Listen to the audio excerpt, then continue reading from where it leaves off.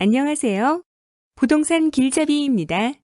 예전에 일본 부동산 폭락에 대해서 말씀을 드릴 때 미국이 궁극적으로 원하는 것은 환율 전쟁이라고 말씀을 드린 적이 있습니다. 미국과 중국의 무역 전쟁의 결론은 환율 전쟁으로 갈 수밖에 없는 구조입니다. 미국 정부가 중국을 환율 조작국으로 지정한 것을 쉽게 설명드리면 미국 정부가 중국에게 제대로 한번 싸워보자는 뜻으로 생각을 하시면 됩니다.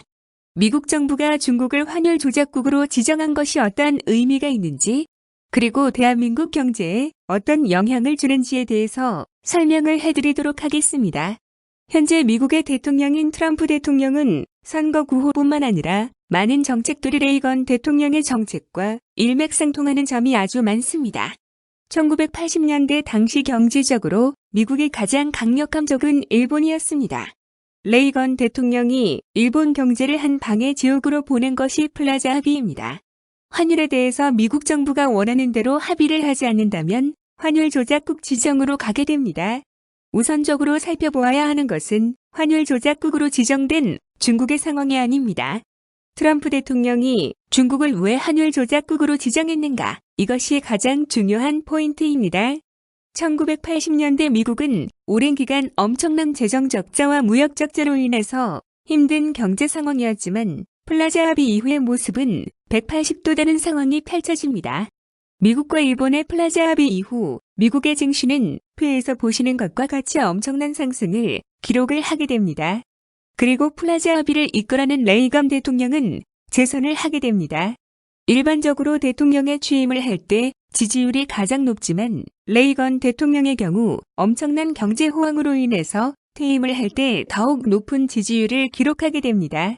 그리고 미국의 수많은 대통령 중에서 가장 존경받는 10명의 대통령에 항상 포함이 되는 최고의 대통령으로 역사에 남게 됩니다. 재선을 앞두고 있는 트럼프 대통령의 상황과 함께 트럼프 대통령의 개인적인 성향까지 고려를 한다면 1985년 레이건 대통령의 플라자 합의를 무조건 제한하고 싶다는 생각을 현재 트럼프 대통령은 할 수밖에 없습니다. 중국의 입장에서는 환율 조작국 지정은 가장 피하고 싶은 것입니다. 환율 조작국 지정을 풀기 위해서는 미국과 합의를 해야 하지만 미국과 합의를 한다는 것은 플라자 합의를 통해서 잃어버린 20년을 맞이한 일본 경제와 같은 상황에 처하게 됩니다. 중국이 강대국이지만 미국과 전면전으로 싸우기에는 아직 역부족인 상황입니다. 그리고 현재 시점에서 미국과 싸우기에는 미국의 경제 상황이 너무 좋습니다. 미국 경제 지표를 보면 이거 미친 것 아니냐 이런 생각밖에 들지 않는 것이 현재 미국 경제입니다.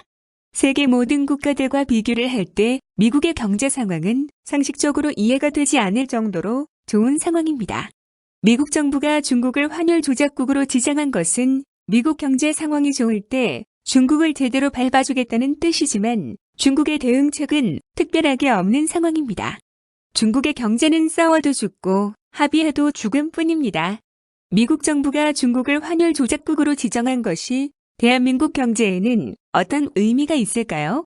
1988년은 서울에서 올림픽이 열린 해입니다. 그리고 대한민국 건국 이래 최고의 경제 호황을 기록한 해입니다. 1980년대 후반 대한민국이 건국 이래 최고의 경제 호황을 기록한 이유는 아주 간단합니다. 플라자 합의를 통해서 일본 기업들의 수출 경쟁력이 사라지게 되면서 대한민국의 많은 기업들의 수출이 폭발적으로 증가를 하게 됩니다. 환율 조작국으로 지정된 수많은 중국 기업들은 플라자 합의 당시 일본 기업들과 비슷한 상황에 놓이게 될 것이 확실한 상황입니다.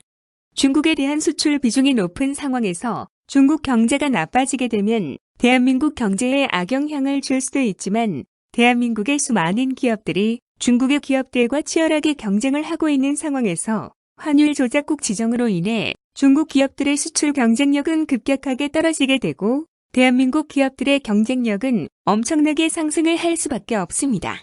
단기적으로 보면 악재이지만 장기적으로 보면 어게인 1988을 재현할 수 있습니다.